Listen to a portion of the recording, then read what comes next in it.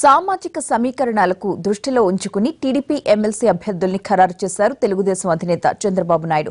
అభ్యర్థుల ఎంపికపై తీవ్రంగా కసరత్తు చేసిన ముఖ్యమంత్రి 7 ఎమ్మెల్సీ ఖాళీలను భర్తీ చేయడానికి అభ్యర్థుల్ని ప్రకటించారు. ఎమ్మెల్యే కోట, స్థానిక సంస్థల కోట, గవర్నర్ కోటాలో జరిగే ఎమ్మెల్సీ ఎన్నికలకు అభ్యర్థులను ఖరారు చేశారు టీడీపీ అధినేత చంద్రబాబు. మొత్తం 7 స్థానాలకు అభ్యర్థుల పేర్లు ఫైనలిస్ట్ చేశారు. మంత్రిగా ఉన్న యనమల తిరిగి ఎమ్మెల్సీగా కొనసాగించాలని నిర్ణయించారు ముఖ్యమంత్రి. ఎమ్మెల్యే కోటాలో యనమలకు మరోసారి అవకాశం దక్కింది.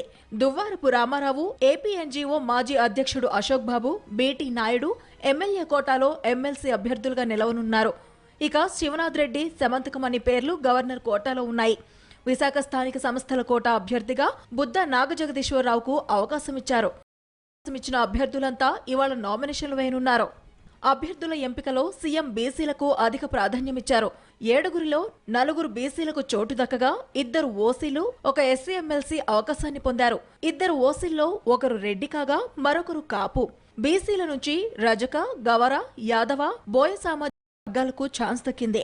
రామసుబ్బారెడ్డి రాజీనామా చేసిన ఎమ్మెల్సీ పదవికి శివనాథ్ రెడ్డికి కేటాయించారు. సోమిరెడ్డి రాజీనామాతో ఖాళీ అయిన స్థానంలో సెమంతకమణికి ఇచ్చారు. మా పెదనాన్న గారి రెండో కుమారుడు శివనాథ్ రెడ్డి, మా 50 మంది అందరం వేగమై నారాయణ రెడ్డి అన్న మా అన్న సమక్షంలో మా అన్నే తీర్మానం చేసినాడు.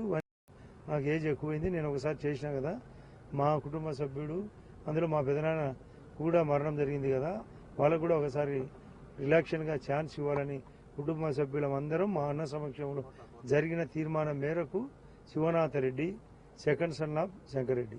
బోయలకు ప్రాధాన్యత కల్పించడంలో బీటీ నాయుడు అవకాశం దక్కించుకున్నారు. ఈయన గత ఎన్నికల్లో కర్నూలు లోక్సభ స్థానం నుంచి పోటీ చేశారు. ఉద్యోగ సంఘాల నుంచి ఎమ్మెల్సీగా అవకాశం కల్పిస్తామన్న చంద్రబాబు హామీని నిలబెట్టుకున్నారు. ఆ మేరకు అశోక్ బాబు సీటు దక్కించుకున్నారు. సెమంతకమణికి ఎమ్మెల్సీ పదవి కేటాయించడంతో ఆమె కుమార్తె సింగనమల సిట్టింగ్ ఎమ్మెల్యే యామిని వచ్చే ఎన్నికల్లో టికెట్ డౌటేనంటున్నాయి పార్టీ వర్గాలు.